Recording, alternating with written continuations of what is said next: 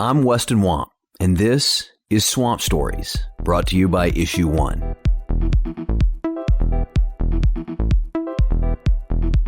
The foundations of a lot of our current federal election laws can be traced to Watergate. Watergate very much undermined the confidence of the American people in our election laws and led to the 1974 amendments to the Federal Election Campaign Act. Current law isn't exactly the same as those amendments in 1974, but a lot of the major themes and concepts remain, ranging from disclosure to banning the personal use of campaign contributions. Congressman Aaron Schock of Illinois said today he is resigning his seat in the House as a scandal over his spending habits grows all around him. Representative Duncan Hunter of California and his wife were indicted for using more than $250,000 of campaign money to pad his family's lifestyle.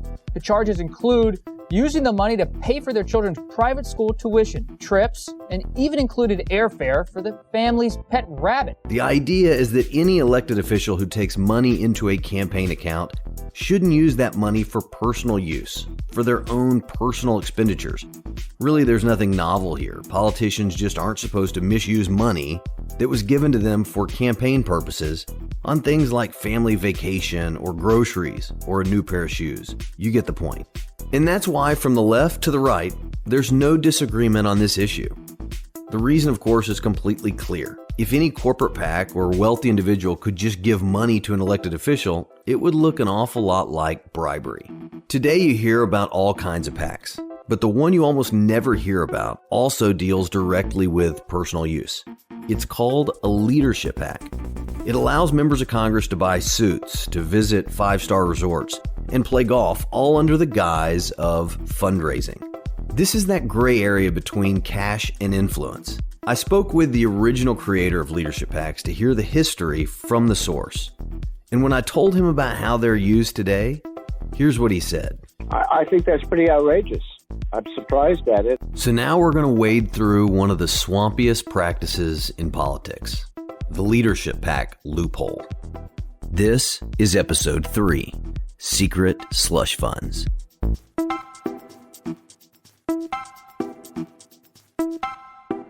In the modern era, one man with a very famous name stands alone for his egregious violations over 10 years of almost all campaign finance laws. Jesse Jackson, Jr. Even though he was elected to Congress at 29, in fact, the same year that my father was elected to Congress, the country had been introduced to him previously.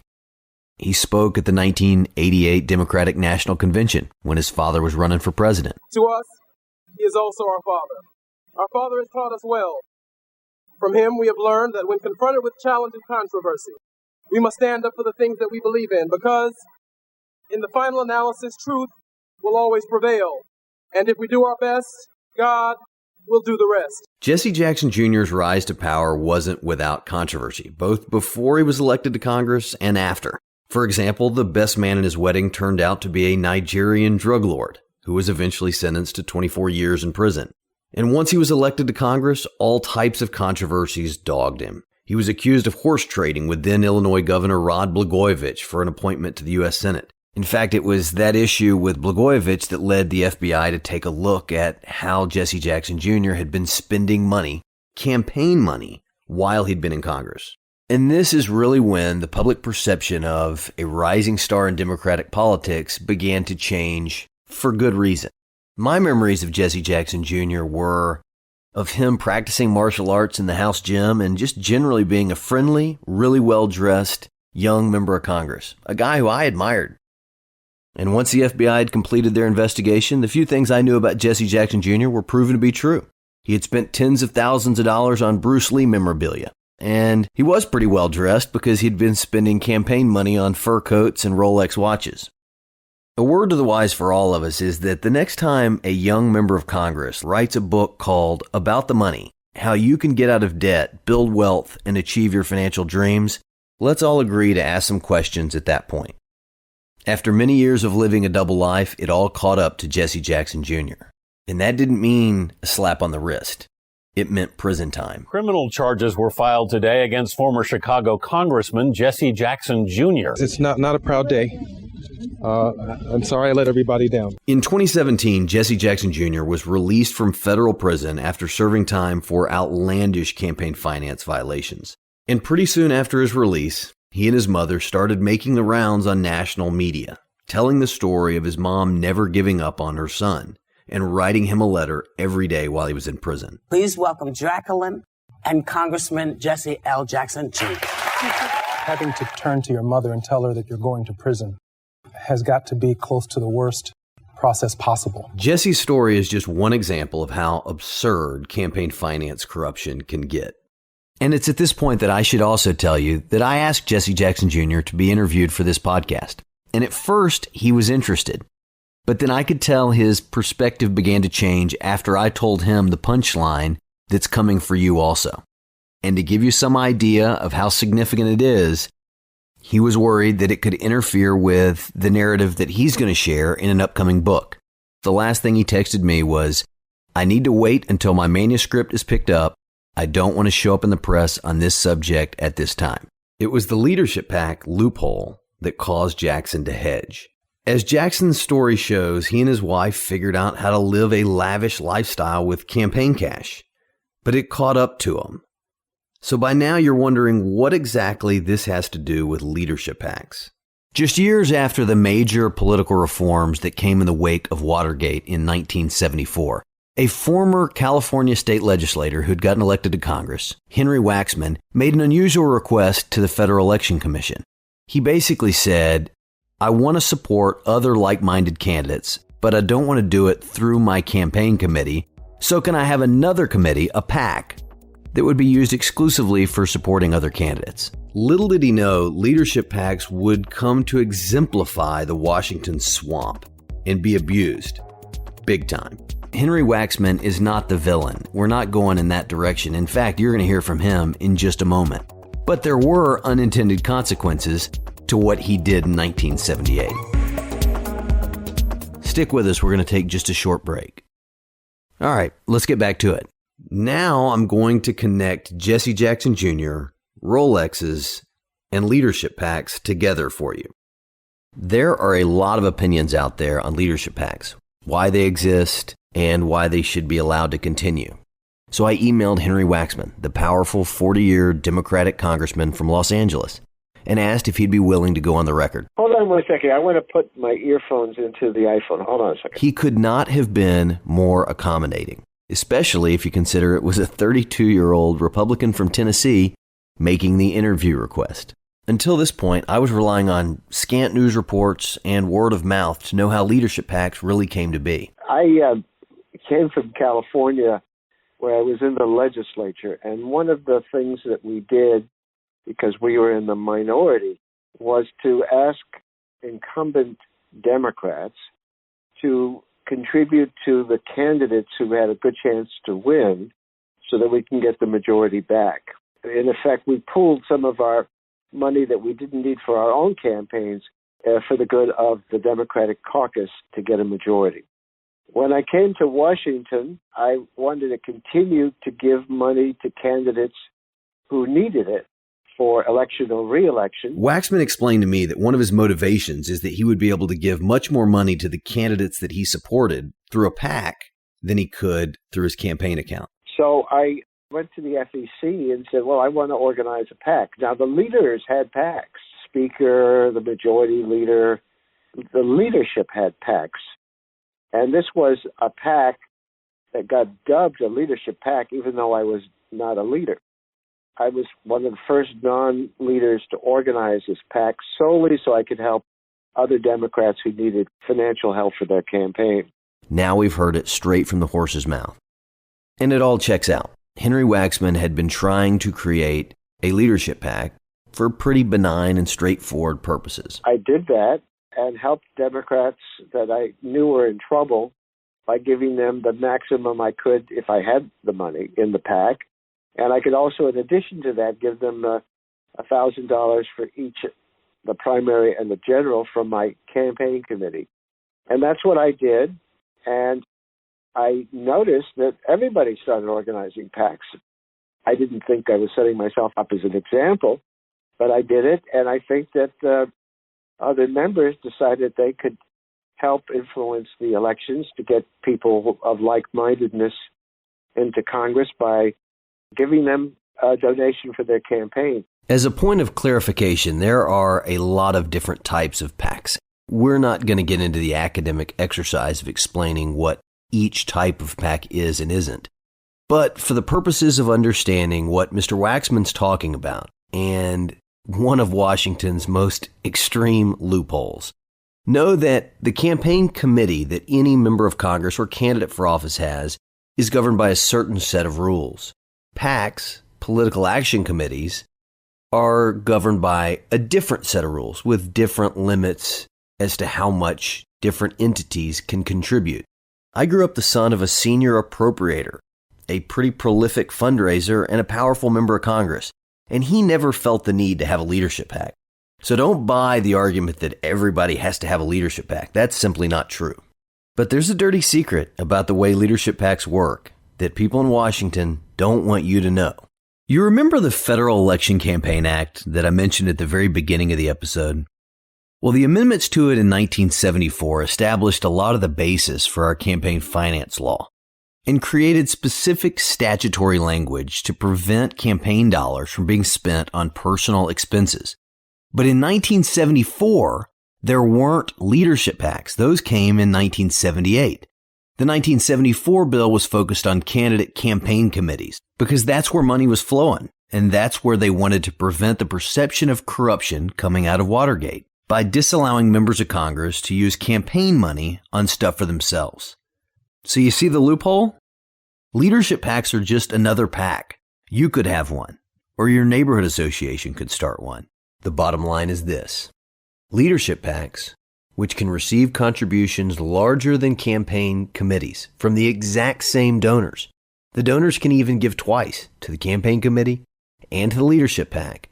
Those leadership PACs don't have a prohibition of any kind on personal use.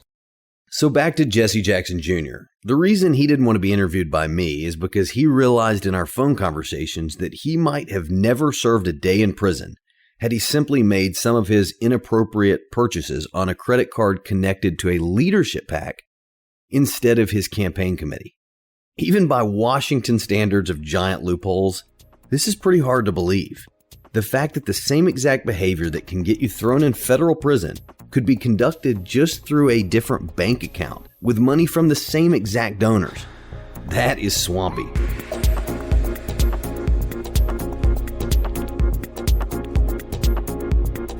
This is the kind of thing that gets a little technical for those of us without law degrees, or even those of us who might have law degrees but haven't studied campaign finance law. I'm Tyler Cole. I'm the legislative director and counsel here at Issue 1.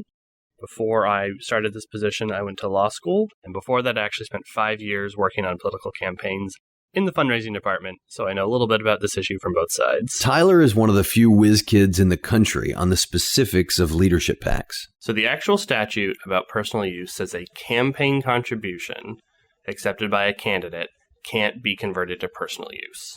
Now, to me, and to many other lawyers and people in the reform community, a leadership PAC contribution is still a contribution accepted by a candidate. That's what makes it a leadership PAC, is that a elected official controls the leadership PAC. Otherwise, it's just a regular PAC. Elected officials in this country, we know you run for office every 2 years in the House, so you're pretty much always a candidate. Tyler says that the reason that this can't be easily fixed by the FEC is that when the Federal Election Commission has looked at the issue, they effectively say Congress didn't know that leadership PACs would exist when they wrote the Federal Election Campaign Act, so the personal use ban doesn't apply to them. I don't think that's good reasoning, but it's the position the FEC took for years. The best we've been able to do is essentially gridlock the FEC on this issue, where we've convinced some commissioners that they have the underlying authority, but not a majority. So the FEC is kind of in this gray area now. The practical reality is that to get it done, you need a statutory change because we can't convince the Federal Election Commission to act on their own. What would happen, in your opinion, if a member of Congress bought a Rolex with his leadership PAC, and then let's say even went and told his buddies in Congress what he'd done. Right now, it's not clear that anything would happen. There's no explicit rule against it, according to the Federal Election Commission. The criminal prosecution of these matters is handled by the DOJ, but typically they pay some deference to how the Federal Election Commission interprets the statute. If there's no explicit rule against it and no government agency is willing to argue that it's under their authority to make a rule against it, there's simply no rule against doing it. So nothing would happen. That's what this episode's all about. Play that clip from Tyler again. If there's no explicit rule against it and no government agency is willing to argue that it's under their authority to make a rule against it, there's simply no rule against doing it. If you use campaign committee cash from political donors for personal use, it's a criminal offense. That's the story I told about Jesse Jackson Jr. That's the reason I told it. But if you use a different bank account, one connected to a so-called leadership PAC, it's not criminal. It's not against the law. You're basically in legal no man's land. So this clear consensus that we've always had, across party lines, across levels of government, that political money can't be used for personal use, is basically irrelevant. Henry Waxman sums it up best. Well, that sounds like a loophole. A giant loophole. In talking to Henry Waxman, it occurred to me, he doesn't realize there's any controversy whatsoever. I think that's pretty outrageous. I'm surprised at it. I wasn't aware of it, although I occasionally hear what people do and think they can get away with and then find out that they can. I never thought of my campaign committee or my campaign PAC as a vehicle for personal expenses. I thought the prohibition was pretty clear that campaign money could not be used for anything you just wanted. It had to be used for specific campaign-related purposes. If the man who created the leadership PAC doesn't realize that there are accusations that dozens, if not hundreds of members of Congress are misusing leadership PACs to pay for junkets, steak dinners, and country club memberships, no wonder the American public doesn't know and isn't more outraged about it. I think that if that's happening, it's a loophole that ought to be closed. So on this episode, we've laid out the purpose for personal use bans. We've demonstrated a very dangerous loophole that's being used all the time. We educated the man responsible for creating leadership PACs, and we got him on the record saying that it all should be fixed. So the question before us is this: how do we fix it? Can we fix it? So I went back to Tyler Cole at Issue 1 with that question. The criminal standard for violating federal election law is knowing and willful. So you essentially have to know the law, you know you're breaking the law, and say, I'm going to do it anyways. And then obviously, to convict anyone of a criminal charge, you have to prove that beyond a reasonable doubt. So that's a really, really high standard, which is why the vast majority of campaign finance law enforcement happens at the civil level, through the Federal Election Commission, where they impose fines and penalties, and it just kind of keeps everyone on the straight and narrow, because between the fines and the bad publicity, it's usually not worth it. So that leaves a huge gap. If the FEC is not doing anything, even if you were trying to rely on just the criminal penalties alone, there are cases where it's not clear. So if you have a political event and you pay for it out of your leadership PAC funds, and you fly your family along with you, and they spend the week in Cabo or something, Sure. Are you knowing and willfully breaking the law? Probably not, because we haven't made the clear determination as a country that that's actually a violation of the law. So to police this stuff, you really need a federal enforcement agency. You need the FEC to make it clear and to have teeth. I don't want to mislead you by using the Jesse Jackson Jr. example. This is not a theoretical problem. We've got a mountain of evidence that members of Congress on an ongoing basis have figured out how to use leadership PACs as slush funds. Just in the fourth quarter of 2018 alone, members of Congress spent $113,000 at a 5-star luxury resort on the coast of Georgia, $82,000 on private jets, over $10,000 at multiple restaurants within blocks of the Capitol. In recent years, Senate Majority Leader Harry Reid used his super PAC to buy almost $5,000 worth of tickets to a Las Vegas Britney Spears concert. And more recently, California Congressman Devin Nunes made headlines by using his leadership PAC to buy $15,000 worth of Boston Celtics tickets. It is commonplace that members of Congress know there's nobody that's going to come after them for using their leadership PAC money on their own personal fun. What we've got here are donors who have an opportunity, because leadership PACs aren't tightly regulated, to subsidize the income of members of Congress. And it's not 20 or 30 members of Congress who have these leadership PACs. More than 90% do. Now, there's light at the end of the tunnel. As promised, there's always a solution. But in this case, it's actually the easiest one that I've found. From a statutory perspective, they literally have to add a comma and 3 words or political committee 3 different times in the statute. That's all it would take to make it clear that the personal use restrictions apply to leadership PACs and other political committees. It is incredibly simple. One of the few things in the federal law that is very simple. As wild as the leadership PAC scandal is, the solution is every bit as simple. All you got to do is add the same personal use prohibition, the same line of statutory language that already applies to campaign committees, specifically apply it to leadership PACs. It's like seeing the check engine light in your car come on, and then you realize you just left the gas cap open. That's how easy this would be to fix. The question is, does Washington have the willpower to do it? Now, we can't have a podcast about money and politics without talking about Citizens United. And even if you're familiar with the term, in the next episode, I'll tell you about how 2 comedians understood, much better than Washington insiders, what a farce the Supreme Court decision really was. Thanks for listening to Swamp Stories, presented by Issue 1, the country's leading political reform organization that unites Republicans, Democrats, and independents to fix our broken political system. Please subscribe to the podcast and share it with your friends. Even better, rate and review it on iTunes to help us reach more listeners. You can find out more at swampstories.org. I'm your host, Weston Wamp. Thank you to executive producer Ethan Rome, producer William Gray, and editor Parker Tant from parkerpodcasting.com. Swamp Stories was recorded in Tennessee, edited in Texas, and can be found wherever you listen to podcasts.